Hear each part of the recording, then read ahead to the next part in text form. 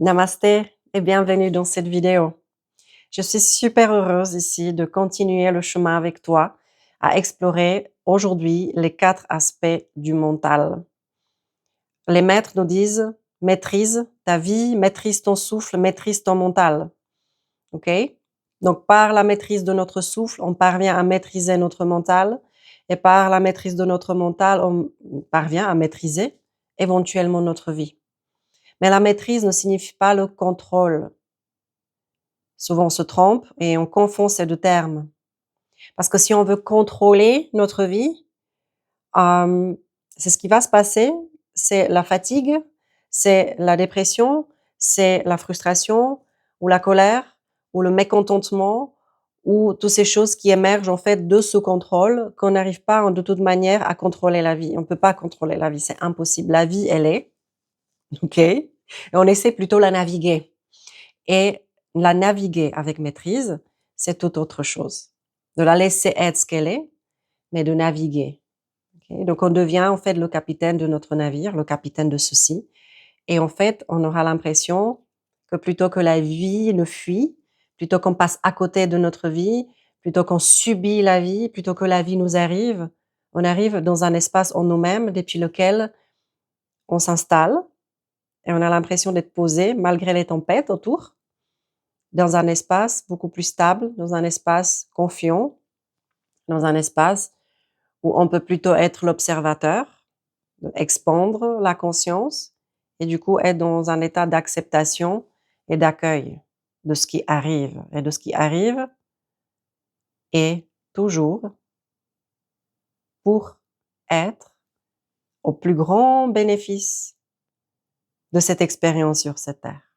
Donc ce qui arrive, j'arrive depuis cet espace-là et uniquement depuis cet espace-là, le percevoir étant bénéfique pour moi, peu importe ce que c'est, même la plus grande catastrophe apparente. OK? Sinon, si je vais pas pouvoir m'installer dans cet espace intérieur de moi-même et si je ne sais même pas ce que c'est, je vais avoir littéralement tout le temps l'impression que la vie est contre moi, que la vie joue contre moi, que cette vie, c'est une catastrophe, que c'est un désastre et que je n'ai aucun moyen, aucun pouvoir sur comment cette chose se passe et se déroule. Donc en fait, la vie va m'échapper, un peu comme le savon, je vais essayer de la tenir, la contrôler et le savon va toujours fuir.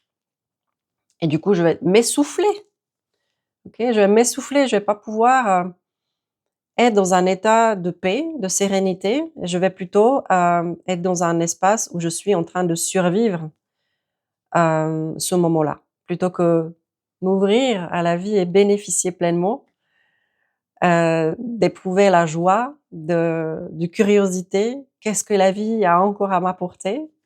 Plutôt dans cette abondance, bah, je vais, explorer la vie à partir d'un manque, de survie, de menaces, de dangers potentiels qui m'attend à tous les niveaux et de tous les côtés. Donc voilà pourquoi cette vidéo, parce qu'en fait, elle m'a beaucoup aidée, cette compréhension du mon mental, en fait, du mental en général, parce qu'en fait, on est très semblables dans ces aspects-là et ça a vraiment permis de naviguer de ma vie différemment et donc je vois plus la vie comme un danger, je vois la vie comme une opportunité de grandir, d'évoluer et de m'accorder à elle signifie d'éprouver plus de joie automatiquement, plus de légèreté, plus d'acceptation, plus de résilience. OK, on y va? 4 aspects du mental. Donc le premier aspect, on a vu dans la définition de yoga, yoga citta vritti nirodha. Donc on va se focaliser, on va zoomer sur ce que ça veut dire le citta. Donc c'est le 2e sutra de Patanjali, Yoga Citta Vritti Nirodha et on va se focaliser aujourd'hui sur le mot citta. Chit, conscience. OK? Conscience. Mais citta, c'est cette conscience, c'est cet réservoir, OK? Dans lequel tout est. Donc c'est cette conscience qui contient également ce qui est conscient et ce qui est inconscient. On va aller vraiment explorer cette dimension de la conscience. On va dire vraiment c'est l'expérience qui accumule toute la mémoire de Manas, y compris l'ego Ahamkar, y compris Buddhi, notre intellect. Donc Buddhi, Ahamkar, Manas, ce sont trois termes qui constituent, ces trois aspects qui constituent le Chitta. Et Chitta et ces trois aspects constituent ces quatre aspects de notre mental. Ok? On va explorer qu'est-ce que ça signifie le Chitta. Comme je dis, c'est le champ de conscience. Comme je viens de le dire, c'est tout ce qui se passe, toutes les expériences de notre vie vont s'accumuler et s'imprimer dans le Chitta. Ok? Donc, aucune pensée, aucune expérience disparaît. Elles peuvent être très refoulées, très bien rangées dans des dossiers internes de la conscience, ou plutôt du subconscient, mais ils vont jamais disparaître. Donc, ici, dans le Chitta, nous avons tout ce qu'on appelle les empreintes du passé, ce qui s'appelle les samskara en sanskrit. Samskara, c'est une empreinte simplement du passé, okay, de ce qu'on avait enregistré. Nous allons avoir ici aussi ce qu'on appelle le karma. Qu'est-ce que le karma? C'est une action qui génère de la mémoire. Ok, donc karma plutôt comme la cause à effet. Il y a quelqu'un qui va agir d'une certaine manière. Cette personne va agir à travers ou au sein de son propre état de conscience. Okay? Cet état de conscience va lui permettre d'explorer la vie, de faire une action. Cette action va générer une réaction. En tout cas, quelque chose de cette action va se produire. Ok? C'est la loi. Voilà, on est soumis, en fait, tout le monde est sur cette loi-là. Et cette réaction, l'acteur, va de nouveau expérimenter cette réaction au sein de sa propre conscience, et cette expérience va générer de la mémoire. Et ainsi de suite. Et ça s'appelle la loi du karma ou la roue du karma. Et c'est contenu dans le Chitta. Troisième chose qui est peut-être important de mentionner ici, c'est les vasanas. Les vasanas, ce sont comme des tendances, nos vices, nos habitudes, ok, qui est aussi à l'intérieur de ce fameux Chitta. Quelles sont les tendances? Ces tendances vont être renforcées, ça dépend de nos actions. Okay? Donc, si je veux avoir une vie meilleure, une expérience plus douce, plus calme, plus joyeuse de la vie, ça va dépendre vraiment, vraiment de mes tendances. Quelles sont mes tendances? Est-ce que je tends vers une alimentation saine ou plutôt vers le fast-food? Donc, comment je me nourris? Comment je nourris ce corps? Est-ce que j'ai tendance plutôt à aller me nourrir mon mental à travers des nouvelles, de la négativité, de commérage, des critiques, de jugements, et plutôt à aller juger les autres plutôt que de m'occuper de ce qui se passe ici? Ça va aussi influencer cette expérience de la vie à l'intérieur. Est-ce que j'ai tendance à nourrir l'auto-sabotage? Je vais jamais y arriver, je suis nulle, des choses comme ça. Okay? Donc, toutes nos tendances dans le Chitta, réservoir de tout ça. Maintenant, on va parler de Manas. Manas, c'est ce qu'on appelle la mémoire, mais aussi le mental inférieur. Le mental inférieur parce que c'est le serviteur. On ne peut rien recevoir comme intuition au travers du Manas. On ne peut pas recevoir les enseignements de la conscience, du champ vibratoire à travers de Manas. Manas est au service. Okay? C'est l'action-réaction. J'apprends, j'accumule de la mémoire. Je suis comme enfant, comme une éponge qui va absorber les informations. Donc, je vais accumuler les données. OK? Donc ça, c'est manas. L'après-effet, OK, de quelque chose. Donc, ce n'est pas à la base de la création, c'est vraiment après l'effet. On peut l'appeler aussi l'esprit conditionné. Okay? Je suis née dans un pays, en Europe, je suis fille, femme, je suis blanche, OK? Je suis moche, belle, je suis grosse, mince, je m'appelle telle et telle. Je vais comprendre petit à petit à partir de ce que je collecte comme information de l'extérieur.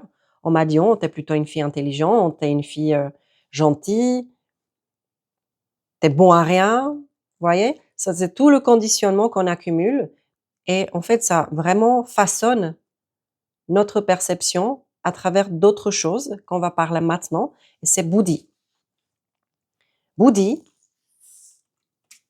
intellect, c'est celui qui organise à l'intérieur toutes ces informations. Donc, il va les classer dans des dossiers. Lui, il va interpréter l'expérience et il va donner du sens à l'expérience. Donc, s'il y a quelqu'un qui va me dire, mais t'es gentille fille, tu es une fille intelligente, t'es une fille brave, bravo, ok? Donc, je vais plutôt accumuler cette mémoire qui est bienveillante envers moi-même et je vais penser, interpréter, waouh, je suis vraiment quelqu'un d'intelligent, ok? Et en fait, là, le monde va apparaître. Je vais expérimenter la vie à travers de cette facette, à travers de cette perception-là, à travers de ce prisme-là, qu'on pense de moi que je suis quelqu'un d'intelligent. On n'a pas eu tous et toutes cette chance, quand on était enfant, de recevoir ces informations. On était plutôt dans: «Tu devrais faire plus, les choses ne tombent pas du ciel, tu devrais faire plus d'efforts, tu devrais plus t'appliquer, tu devrais faire plus, plus, plus, plus». Du coup, on se trouve tous et toutes un peu dans cette performance, à vouloir valider et de vouloir plaire et de vouloir, hem, faire comprendre à l'autre qu'on a de la valeur. OK? Donc Buddhi, c'est celui qui interprète et c'est celui qui donne du sens à toutes nos expériences. À travers, à partir de manas, à partir de cet esprit conditionné. C'est très important ici parce que Buddhi signifie Bouddha, de mot éveillé. Donc c'est cette partie de notre mental qui est capable d'évoluer et de nous éveiller, ou bien on l'appelle aussi higher mind, le mental supérieur, parce qu'il a la capacité d'expandre, de grandir, d'évoluer et d'apprendre davantage. OK? Et c'est cette partie-là de nous-mêmes qu'on va raffiner et on va raffiner à travers de celui-là notre perception du monde. Parce qu'on peut très bien vivre dans le même monde, sur la même terre, on va dire plutôt ça, sur la même terre, mais il y a des milliers de mondes. Mon monde n'est pas le même qu'un monde d'une fille en Afrique, ou aux États-Unis, ou en Inde. OK? On est d'accord avec ça. Donc moi, je perçois le monde différemment qu'une fille aux États-Unis, en Afrique ou en Inde. Parce que j'étais conditionnée d'une manière culturelle autre qu'en Inde ou en Afrique, aux États-Unis. J'avais les parents qui m'ont appris des choses. J'ai été à l'école, peut-être que j'ai eu cette chance d'aller à l'école. Une fille en Inde, en Afrique, peut-être n'a pas eu cette chance-là, d'avoir l'accès aux études, etc., etc. Donc, à travers de Buddhi, je vais donner du sens à ma vie. Et si je raffine pas Buddhi, Buddhi va simplement collecter les expériences du passé et il va simplement pouvoir interpréter le monde à travers de manas, de lower mind.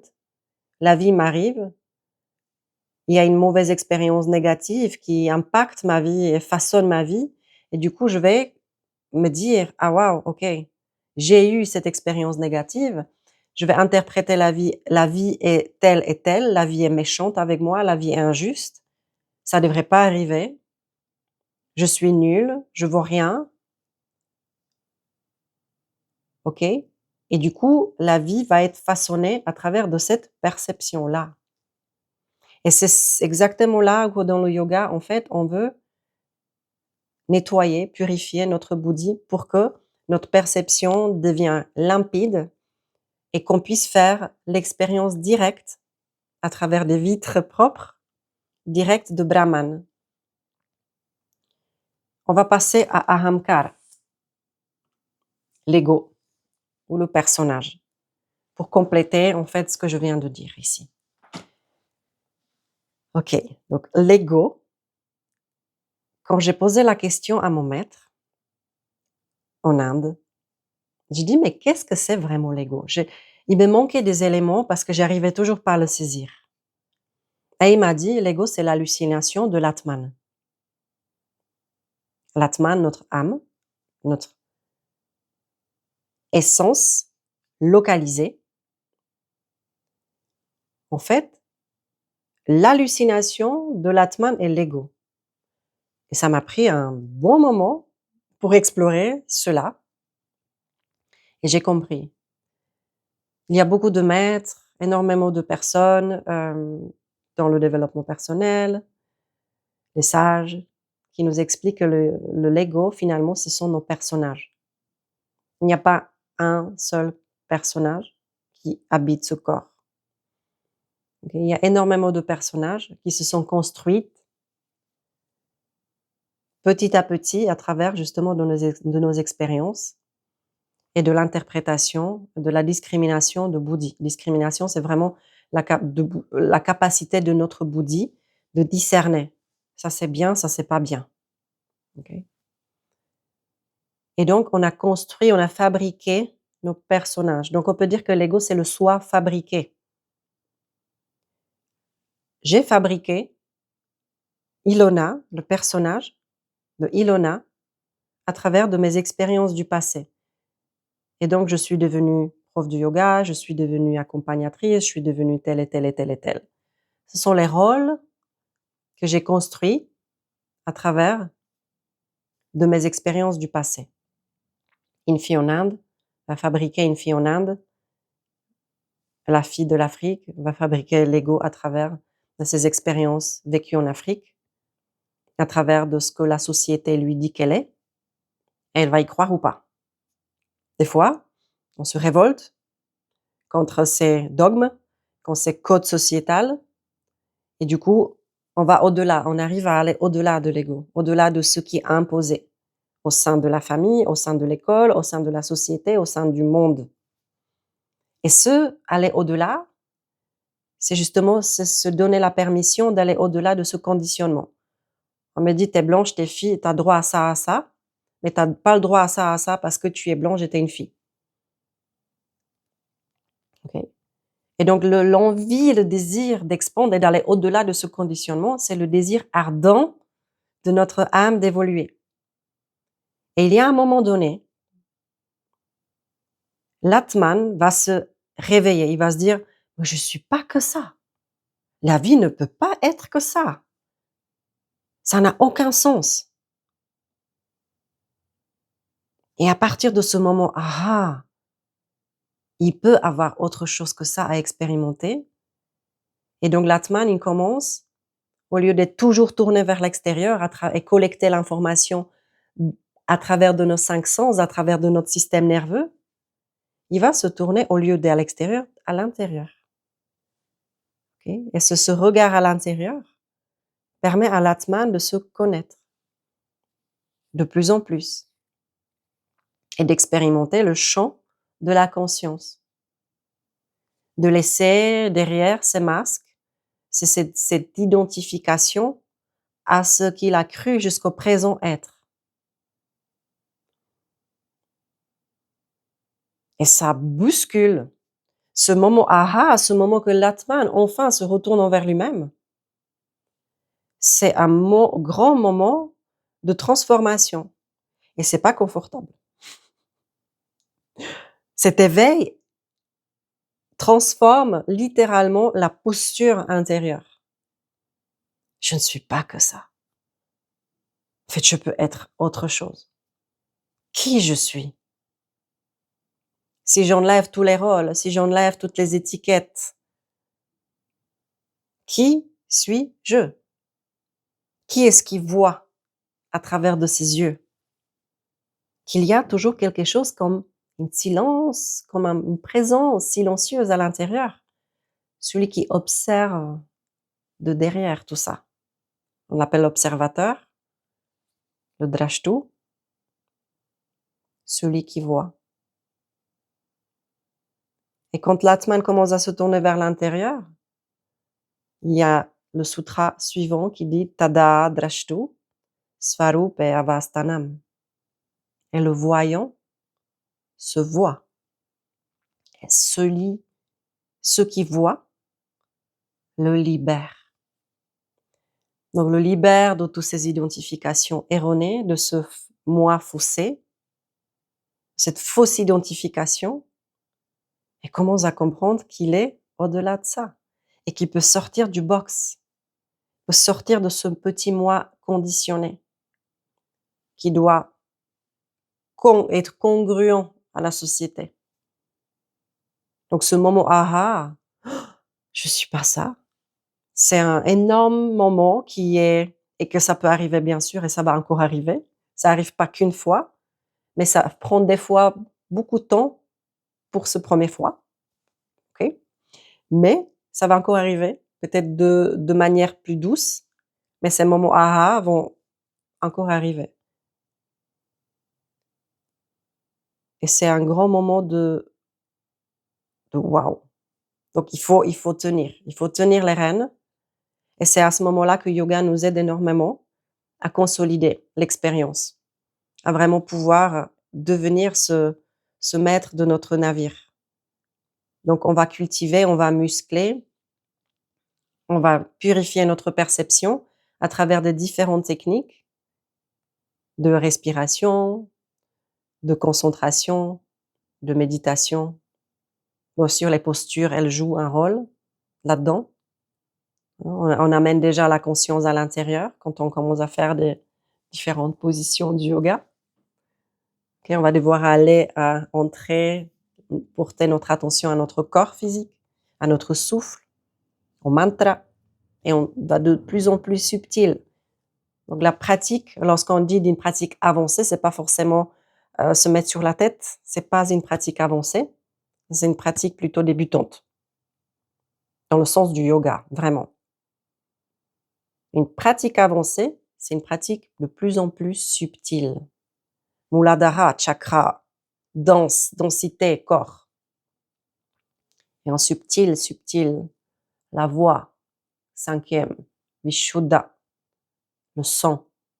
Si on s'ouvre à l'amour, l'amour c'est subtil comme sensation. Et on monte dans notre perception du monde qui devient purifié. Et on voit à travers des yeux aujourd'hui, les yeux qui ont pu évoluer, Atman continue à se tourner de plus en plus envers lui-même et il gagne de plus en plus de conscience de Brahman, de la conscience non localisée. T'as la preuve, et je te la donne directement ici maintenant. Tu as la preuve qu'aujourd'hui, tu ne regardes pas ton passé de la même manière que tu l'as regardé il y a 20 ans en arrière. Dépend l'âge que tu as. Ok. Mais en général, les personnes qui regardent ces vidéos, on a un petit peu plus d'âge que 20, 30 ans. Et tu ne vois pas la vie de la même manière que tu la voyais il y a 15 ans, 10 ans, 5 ans, il y a une année.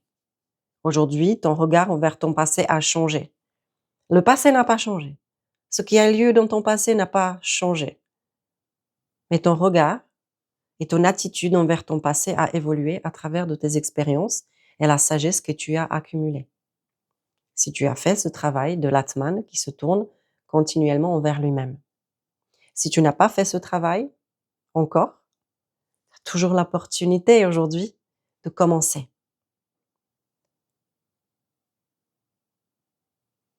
Peut-être que tu regardes aujourd'hui encore ton passé à travers d'un prisme.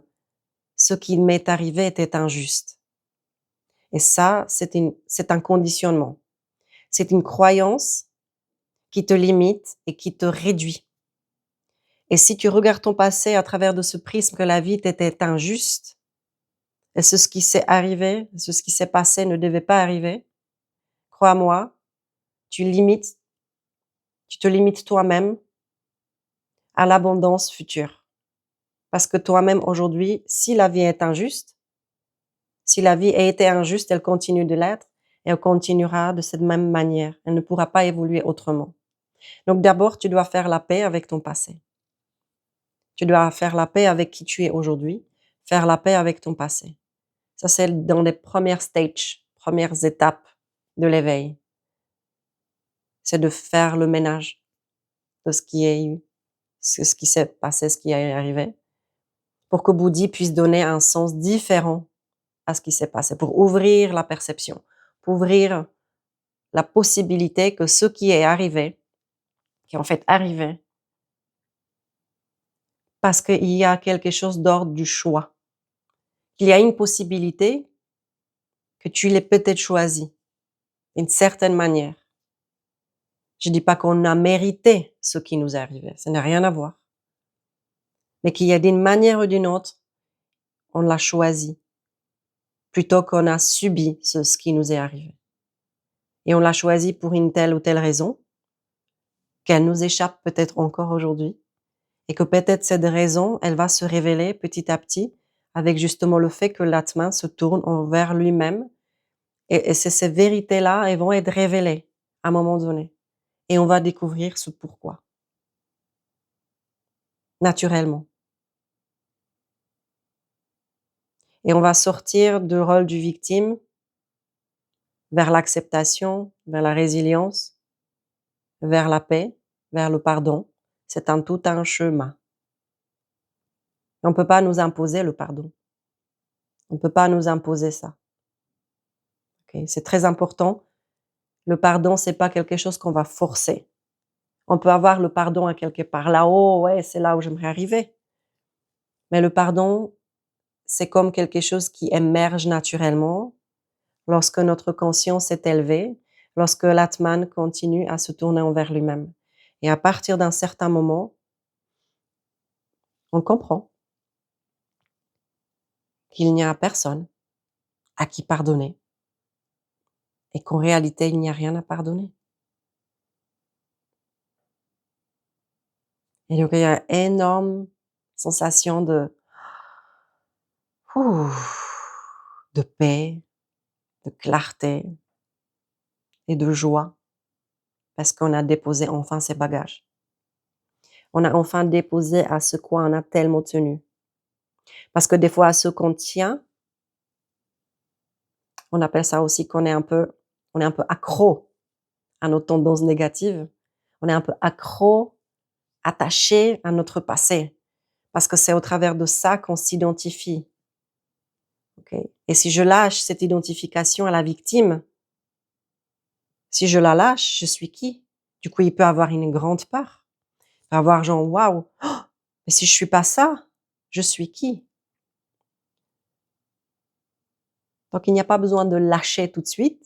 Gardez une partie d'identité et une partie de vous qui continue à vous ouvrir à vous-même, votre essence véritable, à l'Atman.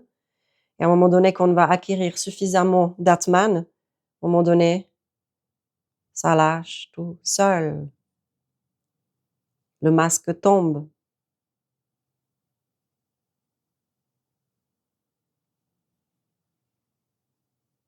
Et juste, on reste avec ce qui a toujours été présent. On reste avec ce qui a toujours été là. On reste pas les mains vides. Jamais. C'est l'illusion de l'ego. Il croit qu'en lâchant ça, il va se trouver avec rien, perdu, paumé. Non. Quand tu vas enfin lâcher, tu vas t'ouvrir à notre vision. Et dans cette vision, tu vas comprendre qu'il n'y a rien qui manque. Tu vas te retrouver avec la joie de vivre, avec la paix et la sérénité de l'être.